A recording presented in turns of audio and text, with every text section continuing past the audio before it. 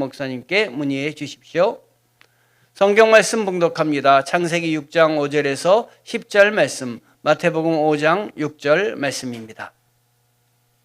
여호와께서 사람의 죄악이 세상에 가득함과 그의 마음으로 생각하는 모든 계획이 항상 악할 뿐임을 보시고 땅 위에 사람 지으셨음을 한탄하사 마음에 근심하시고 이르시되 내가 창조한 사람을 내가 지면에서 쓸어버리되 사람으로부터 가축과 기는 것과 공중의 새까지 그리하리니 이는 내가 그것들을 지었음을 한탄함이니라 하시니라. 그러나 노아는 여호와께 은혜를 입었더라. 이것이 노아의 족본이라.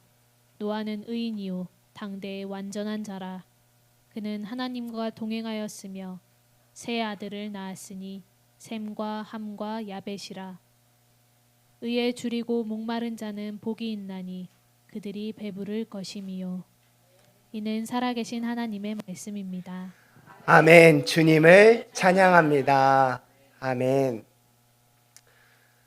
함께 걷는 믿음의 역사라는 제목으로 주님의 말씀을 나누고자 합니다.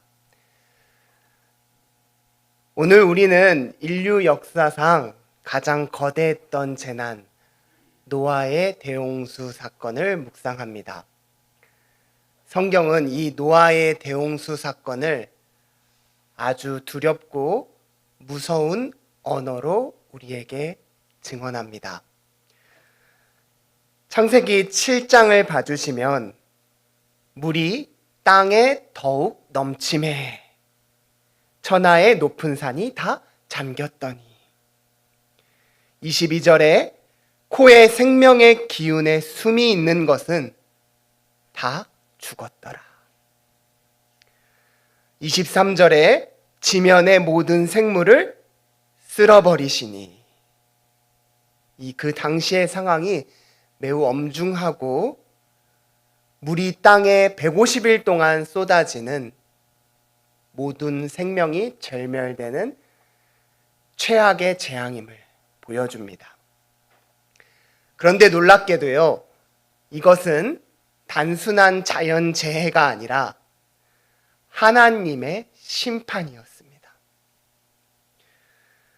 성경은 노아의 대홍수가 하나님이 결정하신 심판임을 우리에게 두렵고 떨림으로 증언합니다.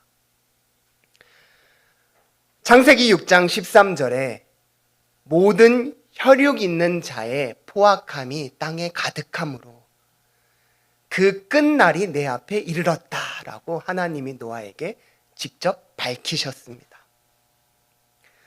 주님께서 이렇게 모든 생명을 심판하시려는 이유는요, 사람의 죄악이 세상에 가득했기 때문이며 그 생각하는 모든 계획이 항상 악했고 또 사람이 마음으로부터 계획하는 바가 어려서부터 악했기 때문입니다.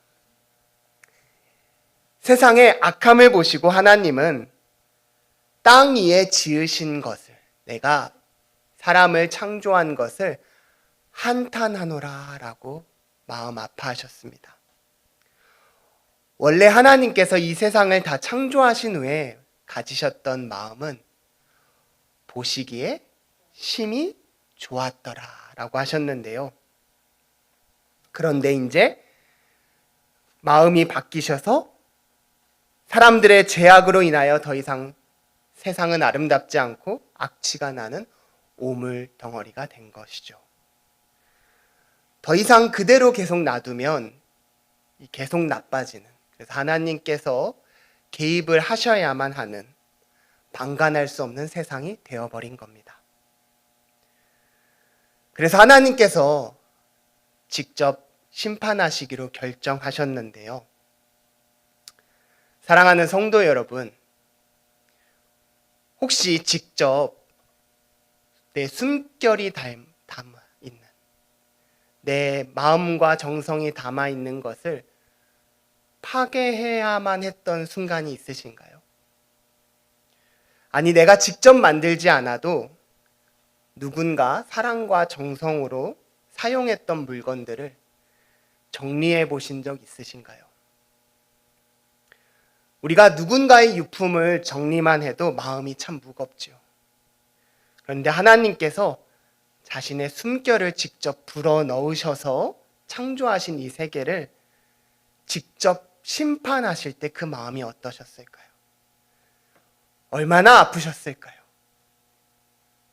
하나님은 우리 인간의 죄악으로 마땅히 심판하셨어야만 했음에도 심히 고통스러워하시며 탄식하셨습니다. 그러나 더 이상 세상을 방관할 수 없었기에 하늘에선 물이 쏟아지고 땅에선 깊은 샘이 터지며 노아의 대홍수가 시작되었습니다. 처음에 사람들은 지붕 위로 피하고 그 다음엔 나무 위로 피하고 높은 산으로도 피했지만 높은 산까지 물이 차올랐습니다. 비명이 물소리에 잠겼고 화려했던 도시의 사람들의 업적은 거품처럼 사라졌죠. 그때 오직 한 방주만이 바다 위를 유유히 다니고 있었습니다. 그 방주에는 노아와 노아의 가족들이 타고 있었는데요. 신기한 건 그 노아의 방주의 마지막 문을 누가 닫으셨냐면 하나님께서 직접 닫으셨다라는 겁니다.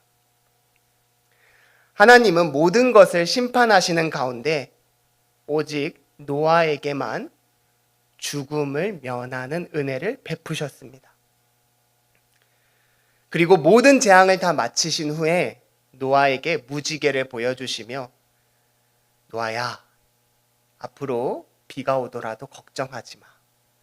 이 무지개가 나타나는 것을 보면 내가 다시는 이 같은 범람으로 세상을 멸망시키지 않겠다는 너와 나의 맹세의 약속이란다 라고 우리에게 언약을 새로 세워주셨습니다.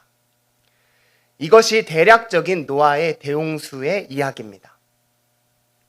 우리가 이 무섭고 두렵고 놀라운 이야기를 듣고 나면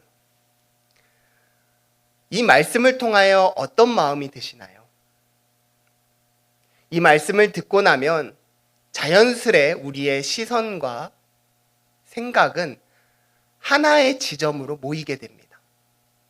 그 지점은 그 대홍수 가운데도 죽음을 통과하여 살아남은 한 사람, 바로 노아에게 주목이 됩니다. 모든 사람이 죽고 모든 생명이 멸절되는 그 죽음의 상황을 홀로 통과한 노아에게로 우리의 시선이 향하게 되는 거지요. 그리고 인간적인 호기심으로 그에게 여러 가지를 질문하고 싶습니다. 어떻게 당신만 그 대재앙에서 살아남았나요? 모든 생명이 없어지는 죽음의 상황에서 당신만 그 죽음을 통과할 수 있었던 비결이 무엇입니까? 노아 당신만의 탁월한 생존 전략은 무엇인가요? 죽음마저도 통과한, 모두가 다 죽는 그 상황에서 홀로 살아남은 노아에게만 이 승리의 지혜의 비결을 배우고 싶은 것이 우리의 마음입니다. 이 마치 성공한 사업가에게 찾아가서 그 어려운 상황에서 당신만 승리한 비결이 무엇이냐라는 생존의 기술을 배우고 싶은 마음이지요. 만약 유튜브 쇼츠에 모든 사람이 죽는 상황에서 노아만 살아남을 수 있었던 비결이 무엇이었을까요? 라고 영상을 올린다면 조회수가 폭발할지도 모릅니다. 모든 것이 이 리셋되는 대홍수마저 극복한 노아만의 탁월한 전략은 무엇인가? 도대체 어떤 나무로 방주를 만들었나요? 1년 넘게 짐승들을 먹일 식량은 어떻게 계산하고 비축했나요? 이 전 재산을 털어서 방주를 만들려면 일상에서 살아가기도 힘들었을 텐데 어떻게 또 따로 1년치 식량을 그렇게 재테크할 수 있었나요? 그 노하우가 뭔가요? 그 방주라는 비좁은 공간에서 동물들과 함께 하면서도 질서를 지키고 질병과 전염병의 공포 속에서도 지치지 않았던 당신만의 원동력은 무엇인가요? 그 화창한 하늘 아래서 방주를 만들 때 사람들이 조롱하고 심지어 가족 내부 구성원들까지 당신에게 그렇게 호의적이지 않았을 텐데도 어떻게 그 반대를 극복하며 뚜벅뚜벅 어려움을 헤쳐나갈 수 있었나요? 이러한 질문들이 우리의 흥미를 끄는 주제가 됩니다. 분명히 모든 역경을 통과한 죽음마저도 극복한 노아에게는 남다른 지혜가 있을 것이며 그 지혜를 과연 오늘 내 삶에 어떻게 구현해낼 수 있을 것인가? 그것이 우리의 궁금증이에요. 이 주제가 우리에게 흥미롭게 다가오는 이유는요, 오늘 우리가 사는 세상도 노아 만만치 않게 거칠기 때문입니다. 힘들지요. 홍수가 우리 앞에 있고요. 끊임없이 살아남기 위한 지혜와 생존 전략이 우리에게 필요합니다. 그런데요, 오늘 창세기 6장과 7장을 한번 자세히 보면요, 성경은 그 어디에도 노아의 위기 관리 능력, 리더십, 조선 기술에 대해서 단 한 줄도 할애하고 있지 않습니다. 심지어 이 방주의 설계도조차 하나님께서 직접 그려주셨어요. 네가 만들 방주는 이러하니 그 길이는 300규빗, 너비는 50규빗, 높이는 30규빗이라. 우리가 기대하는 답과는 정반대의 것을 성경은 오히려 길게 가르쳐줘요. 성경이 주목하는 건요, 노아의 지혜가 아니라 모든 사람의 죽음을 맞는 그 시간에 그 죽음을 통과할 수 있었던 노아의 특출난 지혜가 무엇이냐라는 것에 집중하는 것이 아니라 과연 노아가 그 절망의 재앙의 앞에서 하나님 앞에 어떤 사람이었는가, 그의 삶의 방향이 어디를 향하고 있었는가에 대해서 성경은 관심 있게 주목합니다. 오늘 본문 8절을 함께 읽어볼까요? 그러나 노아는 여호와께 은혜를 입었더라. 아멘. 성경은요, 노아가 그 엄청난 재앙 앞에서 승리할 수 있었던 이유를 한 절로 딱 설명해요. 명확하게 선언하는데, 노아는 여호와께 은혜를 입었더라. 아멘. 노아는 여호와께 은혜를 입었더라. 아멘. 어떻게 그가 살아남았느냐? 지혜를 구하는 우리에게 하나님께서 주시는 대답은요, 은혜입니다. 은혜가 너를 살릴 거야. 은혜가 너를 살릴 거야. 노아가 살아남을 수 있었던 이유는요, 하나님께 은혜를 입었기 때문입니다. 사랑하는 성도 여러분, 이 이야기를 들으시고 마음에 어떤 생각이 드시나요? 저는 한 대 콱 맞은 것 같았어요. 성경은요, 구원의 책입니다. 이 말씀은요, 예수님의 간에 가르쳐줘요. 어떻게 하면 우리가 이 거친 세상에서 승리하고 구원을 얻을 수 있을 것인가, 생명을 얻을 수 있을 것인가, 성경이 증언해요. 그래서 이 성경의 말씀에는 구원의 지혜가 가득 담겨 있습니다. 그래서 우리가 이걸 읽을수록 하나님께 은혜를 입으며 승리해요. 그런데 저는 그동안 성경을 읽으면서 나의 어려운 부분들을, 그 지혜를 어떻게 하면 오늘 내 삶에 적용할 수 있을까? 그 눈으로 성경을 읽었던 순간이 최근에 종종 많았던 것 같아요. 그런데 하나님께서 저에게 하시고자 하는 말씀은, 노아의 이야기를 통해 들려주시는 이야기는, 승현아 좋아, 구원의 말씀 지혜 참 좋지, 그리고 이 안엔 지혜가 가득 담겨 있지. 그런데 그 지혜가 세상의 사상가와 철학자와 다를 게 없다면 나의 은혜는 어디서 나타나겠느냐라고 주님이 제게 말씀해 주시는 것 같았습니다. 여러분, 노아가 살아남은 지혜는요, 세상이 말하는 생존 전략과 지혜와는 다릅니다. 여러분도 노아처럼 모든 것이 멸절되는 그 죽음의 바다를 극복하는 분이 되고 싶으신가요?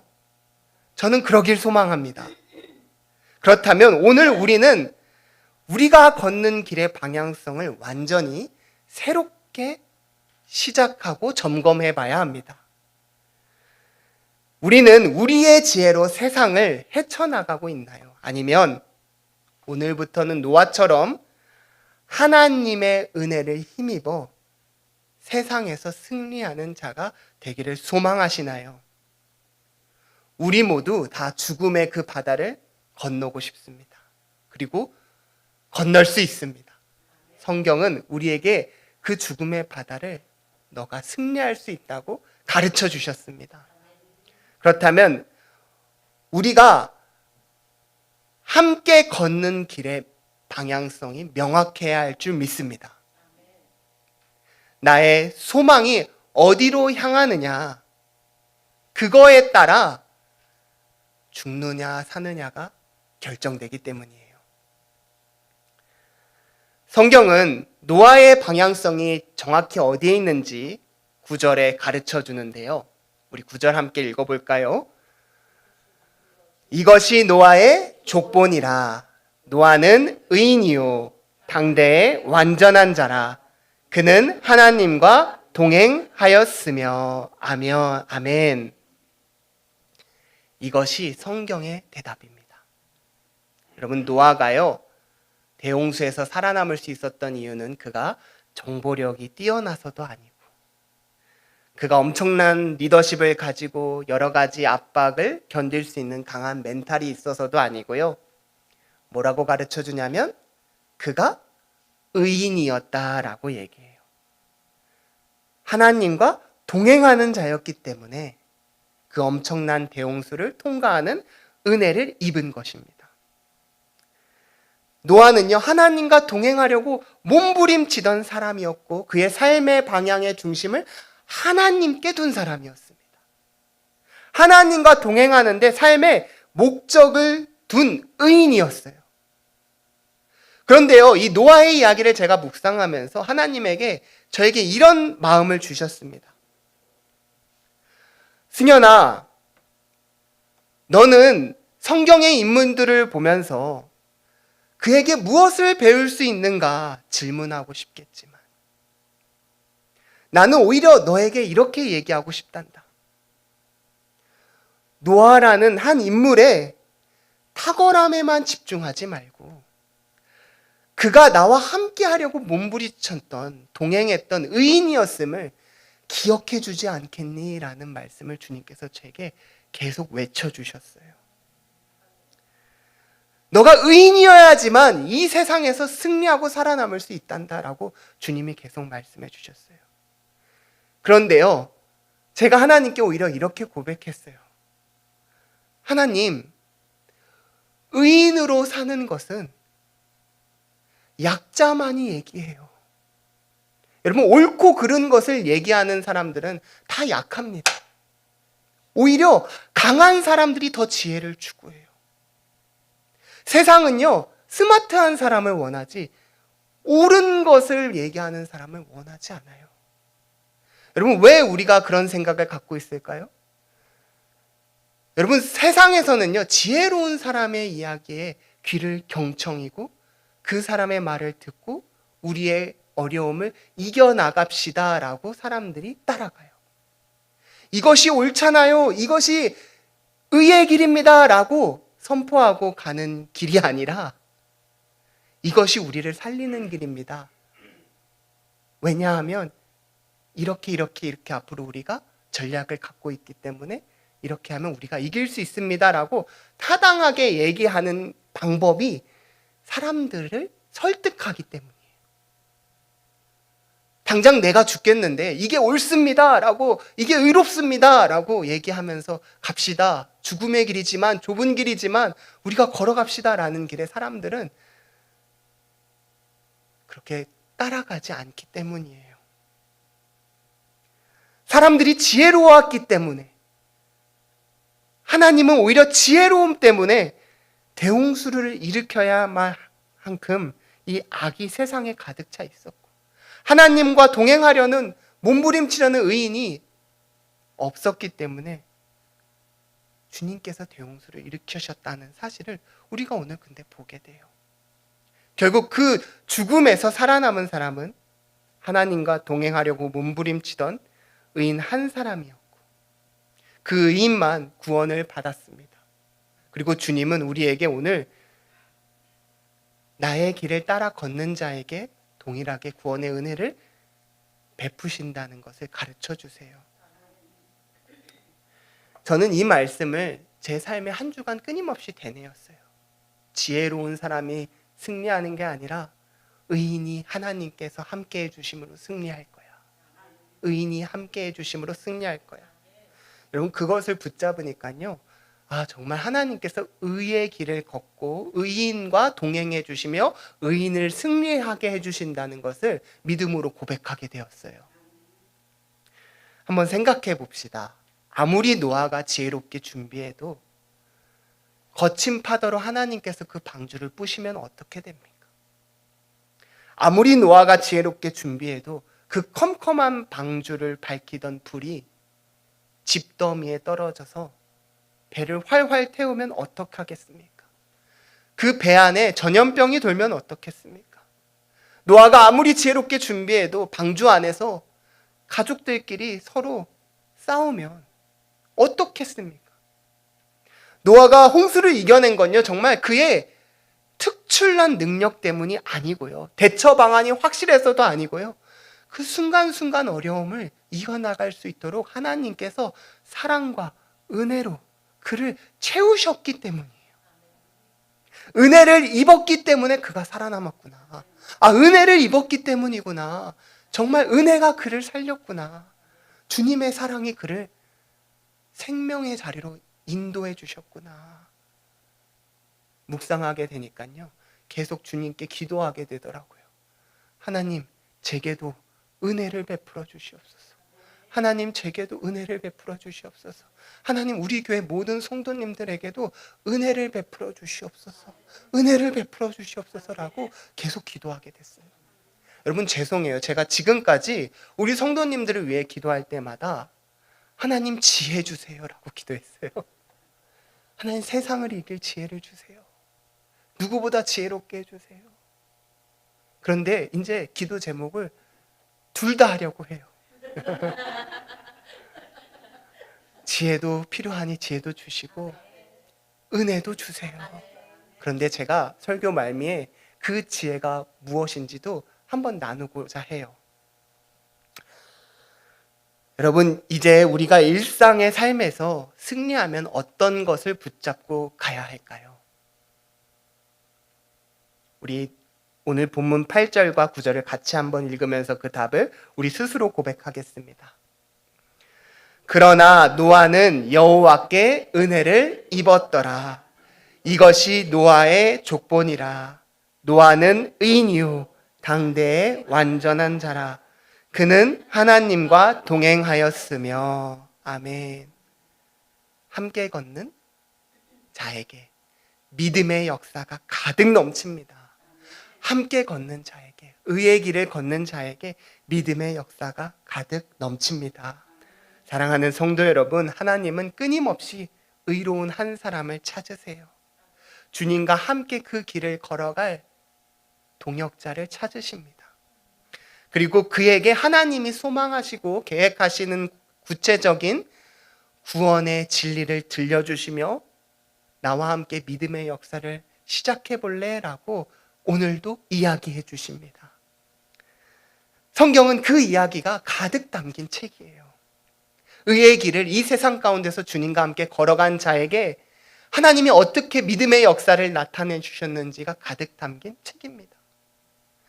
여러분, 창세기 18장 18절과 19절에 아브라함에게 하나님께서 뭐라고 얘기하시냐면, 아브라함아, 너는 강대한 나라가 될 거야.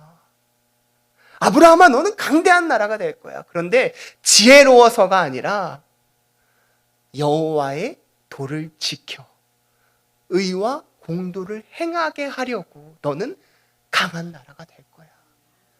너는 의의 길로 걸어갔기 때문에 너는 강한 나라가 될 거야. 너의 자손들이 그 의로 말미암아 복을 받게 될 거야. 세상에서 미련하다고 말하는 그 의로 말미암아 내가 너를 승리하게 하고 너에게 은혜를 줄 거야. 여러분, 다윗과 사울이 왕위를 다투고 이스라엘 왕자를 가지고 다툼을 합니다. 그런데 사울은 끊임없이 악의 길로 가요. 다윗은 끊임없이 하나님의 선의 길을 갑니다. 이 사울을 죽여야만 자신이 살아남을 수 있음에도 불구하고 성령의 그 말하시는 음성에 따라 사울을 계속 살려줘요. 그런데 그 살려줄 때 사울이 다윗에게 하는 말이 있습니다. 사무엘상 24장 17절에 뭐라고 얘기하냐면, 사울이 다윗에게 이르되 나는 너를 학대하되 너는 나를 선대하니 너는 나보다 의롭도다. 너는 나보다 의롭도다. 그런데 누가 승리하나요? 지혜로 사람을 억제이고 얽매이는 사울이 승리하는 게 아니라, 보이는 자마다 강하면 너 내 편해라 하고 세력을 키우는 사울이 아니라 하나님의 의를 따라 걸어가는 다윗이 하나님의 방법으로 이스라엘의 왕으로 세워지는 걸 보게 돼요. 여러분, 이스라엘 나라는 의로운 사람이 왕되는 나라입니다. 아멘. 하나님이 의로운 사람을 이기게 해주세요. 예수님께서 산상수훈 팔복의 말씀에서 마태복음 5장 6절에 이렇게 말씀하세요. 의에 줄이고 목마른 자는 복이 있나니 그들이 배부를 것이며. 여러분, 지혜로운 자가 배불러지는 게 아니라 뭐에 줄이고 목마른 자가 복이 있다고요? 의에 줄이고 목마른 자는 복이 있나니. 아멘. 주님의 말씀이에요. 바울은 로마서 4장 13절에 우리에게 세상의 상속자가 되리라고 주님이 말씀하셨습니다. 우리는 세상의 상속자가 될 사람이에요. 유산이 있어요. 상속이 있어요. 그런데 그 상속자가 되리라고 하신 언약은 오직 믿음의 의로 말미암은 것입니다 라고 얘기해요. 세상의 지혜보다 하나님의 뜻을 따라 사는 것이 더 큰 지혜이며 하나님의 약함이 세상의 지혜보다 강하다라는 것을 성경은 끊임없이 우리에게 권면하며 의의 길로 가는 것이 너희에게 유익해. 그것이 믿음의 역사가 일어나는 은혜의 시작이야 라고 우리에게 가르쳐주고 있습니다. 예수님의 약속이에요. 마태복음 6장 33절 같이 읽습니다. 그런즉 너희는 먼저 그의 나라와 그의 의를 구하라. 그리하면 이 모든 것을 너희에게 더하시리라. 아멘. 먼저 그의 나라와 그의 의를 구하라. 그리하면 이 모든 것을 너희에게 더하시리라. 여러분, 10년 전에 우리 교회의 문을 가장 처음 열고 들어온 분은 9층의 요양병원에 계시던 한 할머니셨어요. 그 할머니께서 몸이 아픈 요양병원에 계신 분들을 전도를 많이 하셨습니다. 그래서 우리 교회가 처음 개척하자마자 몸이 아프신 분들로 교회가 가득 찼어요. 그리고 요양원 사역을 우리 교회가 섬기게 됐습니다. 저는 교회가 망한다고 생각했어요. 요양원 사역을 해서 제가 교회가 망한다고 생각했어요. 왜냐하면 건강한 분들이 오셨을 때 그걸 성숙하게 아픈 분들과 함께 예배드리고 함께 공동체가 세워가고 우리가 섬긴다라는 것이 개척교회에서는 불가능하다고 저는 여겨졌기 때문입니다. 실제로 내려오신 분들 중에는 설교가 길어지면 욕설을 하시는 분들이 계셨고, 소변통을 던져서 여기 교회가 소변이 가득 넘치게, 그리고 요양원에서 잘 안 씻겨주면 냄새도 많이 나서 그 당시에는 페브리즈를 막 의자 옆에다가 갖다 놔서 막 뿌리고 막 그랬었어요. 어떤 친구가 교회에 개척을 했다니까 찾아와서 예배를 드려보곤, 승현아 너희 교회는 특수 목회를 하는구나 라고 얘기를 했는데 그 말이 되게 서운하더라고요. 지금이면 뭐 그렇게 생각하는구나, 나는 내 하나님께서 주신 사명을 기쁘게 감당하는 거야 라고 얘기할 텐데, 그땐 제 나이가 더 어렸고 그 특수 목회한다는 말이 굉장히 뭔가 부족하다라는 마음으로 여겨졌습니다. 그래서 담임 목사님께 둘이 있을 때, 목사님 올라가서 예배를 드려주시고 여기는 건강한 사람들만 예배 드리는 게 어떨까요? 라고 감히 제가 아들의 권세로 얘기를 했었어요. 근데 그때 담임 목사님께서 제게 해주셨던 이야기가 있어요. 제가 끊임없이 목사님께 우리는 다르잖아요. 우린 건강하고 그분들은 아프잖아요. 장애가 있으시잖아요. 달라야 되지 않을까요? 라고 하는 말에 목사님께서 해주셨던 말은 다르지 않아. 우리에게도 하나님의 사랑이 필요하고 그분들에게도 하나님의 사랑이 필요해. 왜 그분들이 예배 드리는 걸 넌 끊임없이 막으려고 하니라고 해주셨던 이야기가 떠올라요. 그런데 그 말이 저는 그때 들으면서 뻔한 이야기네 라는 생각을 마음으로 했었는데, 다르지 않다는 이야기가 마음속으로 우리 아버지 또 그렇게 얘기하시네 라고 생각하는데, 평생에 제가 붙잡고 가야 할 인생의 말씀이구나라는 생각이 들어요. 여러분, 우리 다 다르지 않아요. 우리 다 똑같아요. 우리 다 주님의 사랑이 필요하고요. 그런데 그걸 놓지 않고 10년 동안 달려왔을 때, 13년간 달려왔을 때 여러분, 세상이 변하는 걸 보게 해주셨어요. 세상이 뭐가 변했냐? 예전엔 노인이 그렇게 많지 않았는데 요새는 다 노인이에요. 우리 다 노인이에요. 이제 앞으로 곧 노인 될 사람들입니다. 여러분, 교회가 이제 옛날엔 노인 사역에 그렇게 관심이 없었는데 요새는 교회가 노인 사역이 주가 돼야 되는 상황에 지금 이르렀습니다. 그리고 우리 정말 다르지 않잖아요. 그리고 우리 교회가 벌써 사람 보기에는 무너졌어야 됐는데, 생존 전략이 없는 교회인데 정말 하나님의 은혜로 여러분들의 사랑과 기도와 눈물과 섬김으로 하나님의 은혜로 지금까지 온 것을 저는 믿음으로 고백하게 돼요. 여러분, 우리가 지혜가 있어서 여기까지 왔나요? 우리가 능력이 있어서 여기까지 왔나요? 아니에요. 하나님께서 우리를 구하시고 우리가 하나님 부족하지만 그 길을 끝까지 걸어가고 싶습니다라고 붙잡을 때 그 길을 귀하게 여기는 우리 성도님들을 다 한 분 한 분 보내주셔서 마음 모아 힘써 달려갔어요.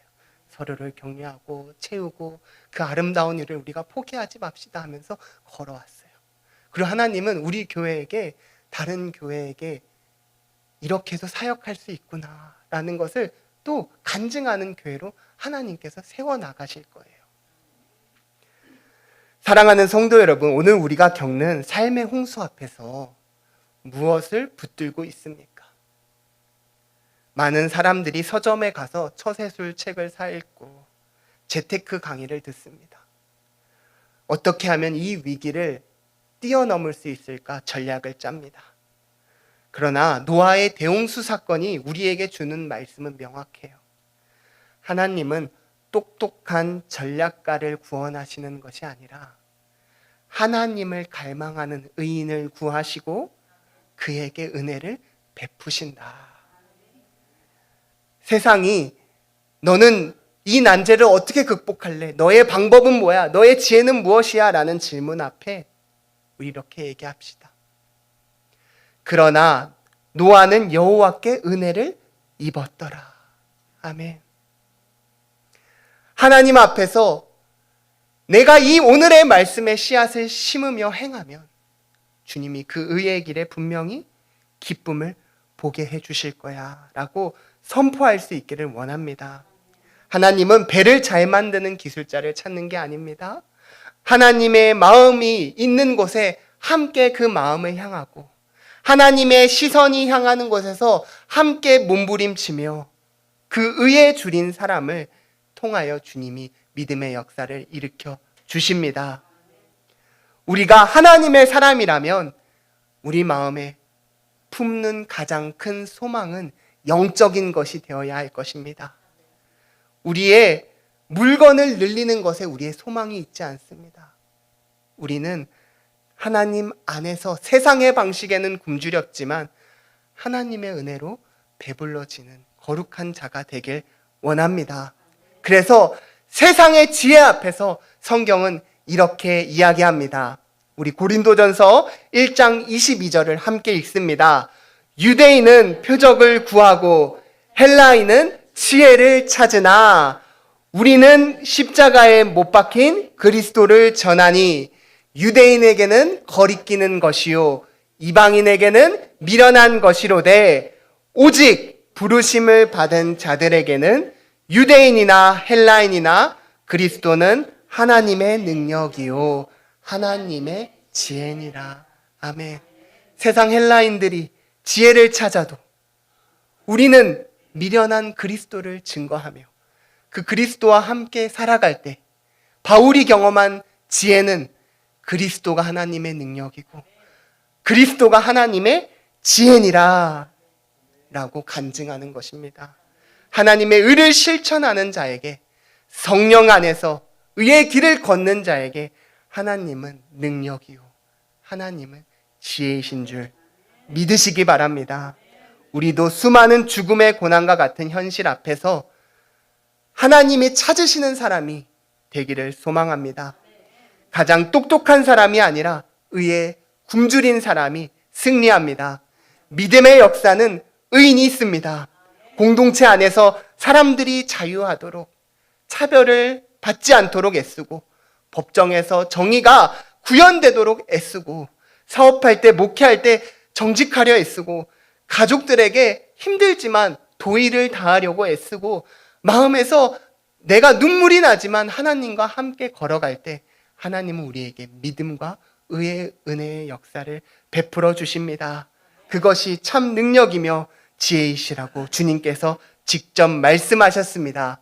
그가 사모하는 영혼에게 만족을 주시며 줄인 영혼에게 좋은 것으로 채워 주심이로다. 아멘. 그 일을 사모하는 영혼에게 하나님께서 가장 좋은 것으로 채워 주실 것입니다. 나의 죄의 용서를 구하며 애통해하는 것으로는 충분하지 않습니다, 여러분. 세상의 가치에 휘둘리지 않도록 오늘부터는 하나님, 내가 주님과 동행하며 의의 길을 걸어가며 배부름을 얻을 수 있게 해달라고 나아갑시다. 그렇게 기도합시다. 말씀을 맺겠습니다. 오늘 여러분의 삶을 지탱하는 것은 무엇입니까? 그것들이 거대한 인생의 파도 앞에서 모래성처럼 무너질 것들인지 한번 점검해 보시기 바랍니다. 만약 그러하다면 그것을 버리고 굳건한 반석 위에 집을 짓는 지혜로운 자 되기를 원합니다. 나의 삶을 지탱하는 인생 문장을, 인생 말씀을 굳건히 세웁시다. 의인 가운데 믿음의 역사가 일어날 것이라는 걸 우리 매일매일 삶에 고백합시다. 노아는 여호와께 은혜를 입었더라. 이 말씀을요, 노아에서 자기 이름으로 바꿔서 고백합시다. 우리 같이 고백할까요? 그러나 승려는 여호와께 은혜를 입었더라. 아멘. 그러나 승려는, 나는 여호와께 은혜를 입었더라. 아멘. 제가 아까 지혜를 말씀드렸는데요. 여러분, 다음 주부터는 우리가 이 성경 안에 담긴 구원의 지혜에 대해서 나눠보고자 해요. 여러분, 의인이 더 지혜롭습니다. 믿으시기 바래요. 여러분, 의의 길이 더 지혜가 있어요. 그래서 바울은요, 우리가 성숙한 사람들 가운데서는 뭘 얘기한다고요? 지혜를 말한다고요. 세상에 관심 있어 하는 그 지혜. 그런데 진짜 지혜가 무엇인지 아느냐? 이 지혜는 세상 통치자들의 지혜가 아니다. 그런데 이 지혜는 하나님의 지혜가 있다. 하나님의 능력이 있고 의의 길을 뚜벅뚜벅 걷는 자에게 승리하는 지혜가 있다라고 가르쳐줘요.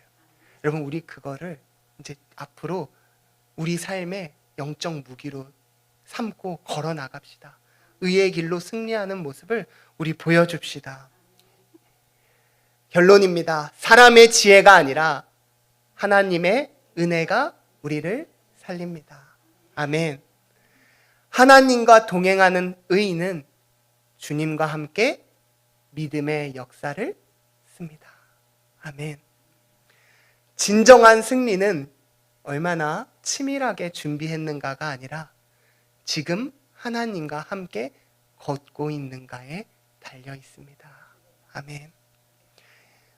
이번 주에 4가지를 우리 삶에 묵상하길 원해요.